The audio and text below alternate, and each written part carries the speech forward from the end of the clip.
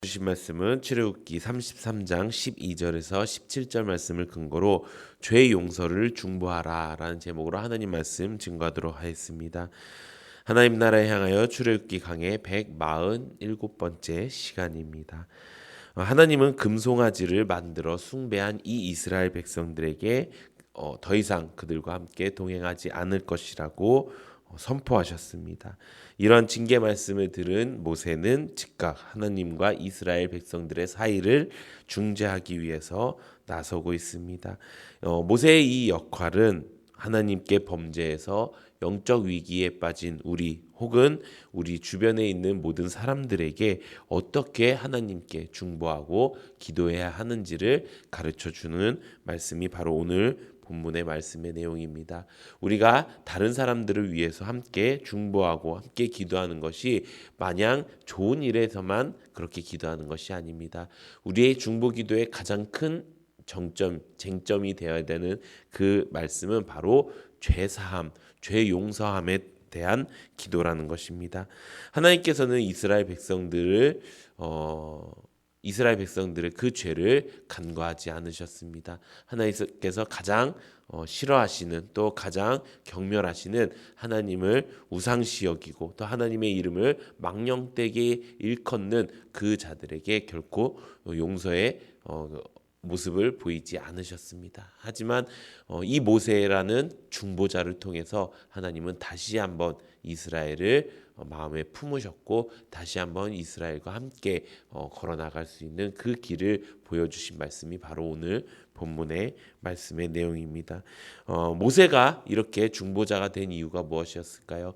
모세도 처음에는 하나님을 잘 몰랐습니다. 떨기나무 앞에서 하나님을 만났을 때까지만 해도 하나님이 어떤 존재인지도 몰랐고 또 하나님이 어떤 능력이 있으신지도 몰랐습니다. 그런데 지금 모세가 어떻게 하고 있습니까?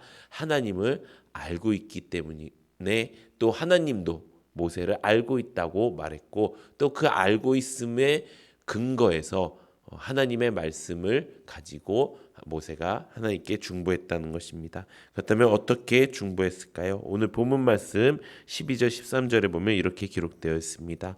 모세가 여호와께 아뢰되 보시옵소서 주께서 내게 이 백성을 인도하여 올라가라 하시면서 나와 함께 보낼 자를 내게 지시하지 아니하시나이까 주께서 전에 말씀하시기를 나는 이름으로도 너를 알고 너도 내 앞에 은총을 입었다 하셨사온즉 내가 참으로 주의 목전에 은총을 입었사오면 원하건대 주의 길을 내게 보이사 내게 주를 알리시고 나로 주의 목전에 은총을 입게 하시며 이 족속을 주의 백성으로 여기소서. 아멘. 뭐라고 말씀하고 있습니까? 두 가지 사실을 근거로 모세는 호소하고 있습니다. 첫 번째는 하나님이 모세를 두고 내가 너 이름으로 너를 안다라고 하는 그 말씀입니다. 두 번째는 하나님이 모세를 두고 너는 내 앞에서 은총을 입었다라고 말씀하신 일입니다. 이 일은 이미 하나님께서 모세와 약속하신 일입니다. 내가 너의 이름을 알고 내가 너에게 은총을 주었다라는 그 말씀을 모세가 어떻게 합니까?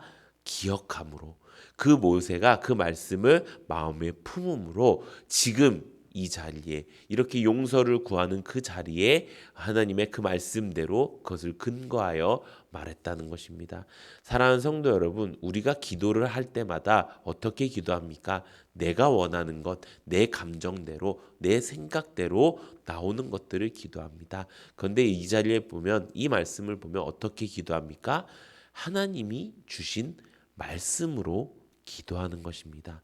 내가 가지고 있는 그 수많은 감정과 그 수많은 생각과 그리고 하나님께 원하는 그 소원을 두고 먼저 기도하는 것이 아니라 하나님께서 나에게 주신 그 말씀에 근거해서 기도하는 것이 중보자의 첫 번째 자세라는 것입니다.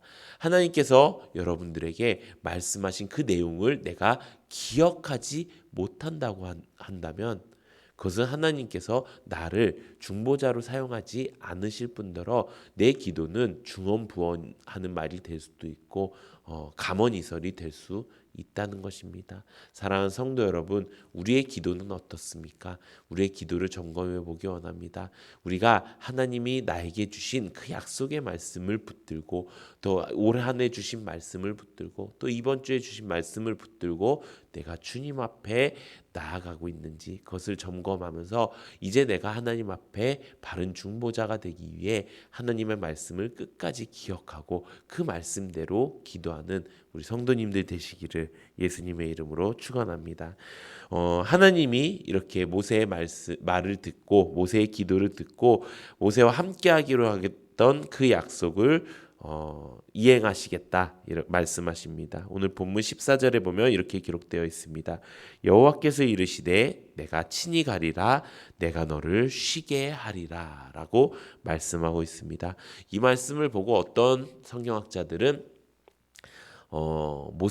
하나님이 모세를 용서하셨다. 그리고 하나님이 모세와 함께 하실 것이다. 단 이스라엘 백성들과는 함께하지 않을 것이다 라고 해석하는 사람들도 있습니다. 왜 그렇게 해석하냐? 그 다음 절을 보면은 모세가 이제 하나님께서 같이 가지 않으실 거면은 차라리 우리를 가나안 땅으로 인도하지 마옵소서라고 기도하기 때문입니다.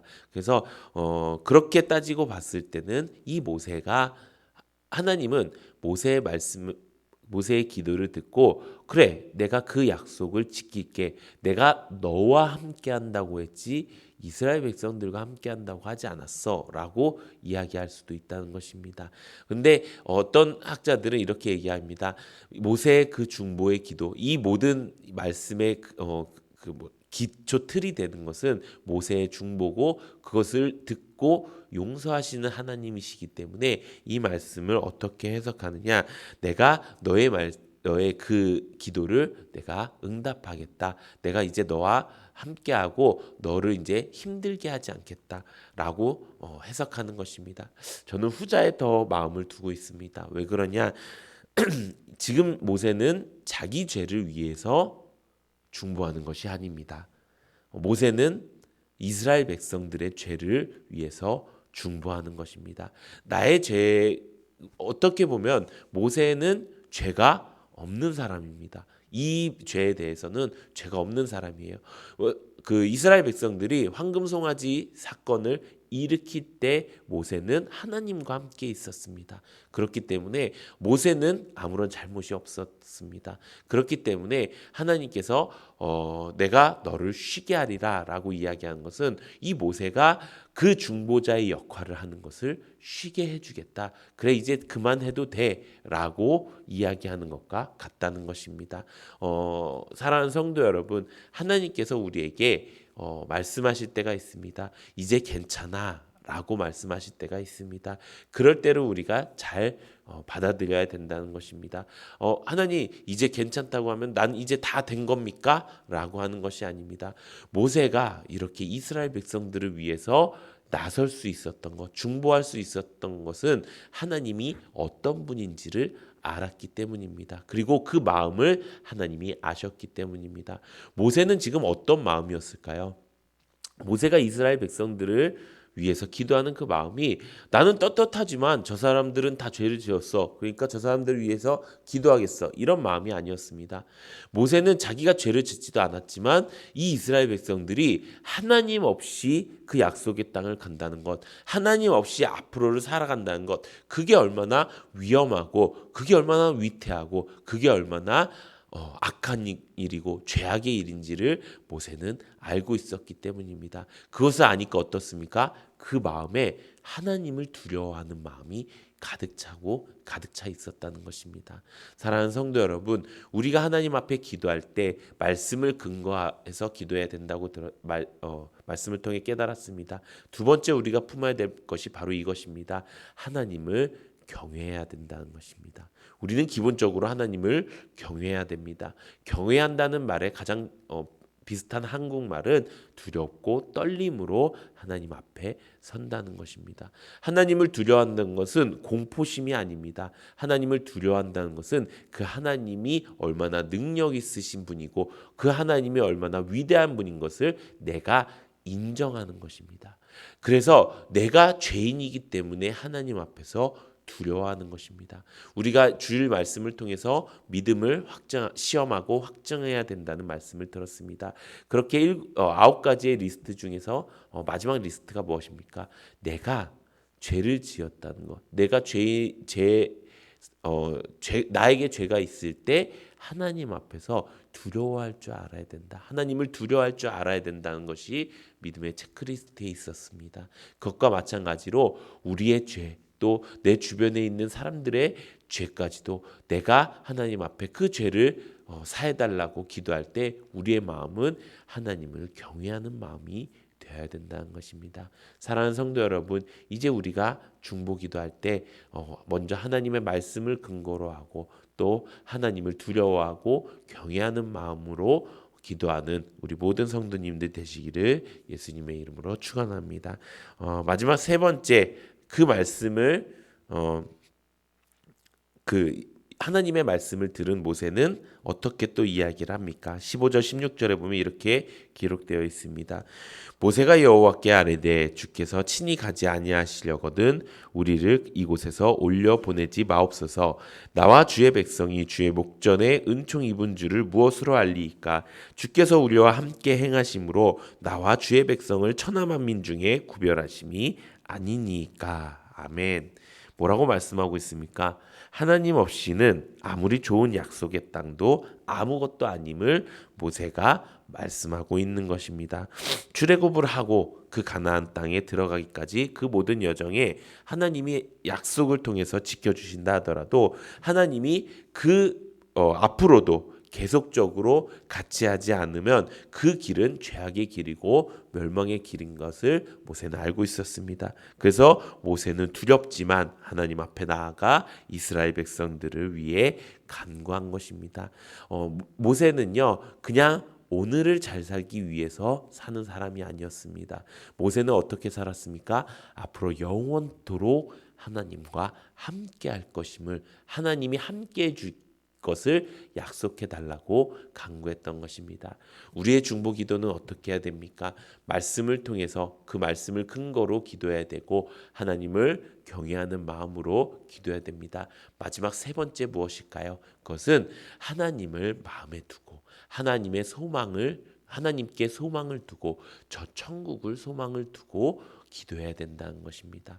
우리가 지금 내가 하고 있는 것들, 지금 내가 잘못한 것들, 앞서 나가서 한 발짝 두 발짝 앞선 것도 중요합니다. 그래서 계속적으로 하나님의 길을 걸어가는 것도 굉장히 중요합니다. 그런데 그 목적지가 어디인지 분명히 알지 못하면 어느새 나는 한 발짝 두 발짝 가는 그 길이 잘못된 길로 걸어가는 상황이 될 수 있고요. 그 길을 통해서 나는 어느새 죄악의 길로 빠져 들어갈 수가 있다는 것입니다. 우리의 목적지를 정확하게 알지 못하면 우리는 언제나 미혹에 빠질 수 있다는 것입니다. 이 모세는 정확한 목적지를 알았습니다. 그것이 무엇입니까?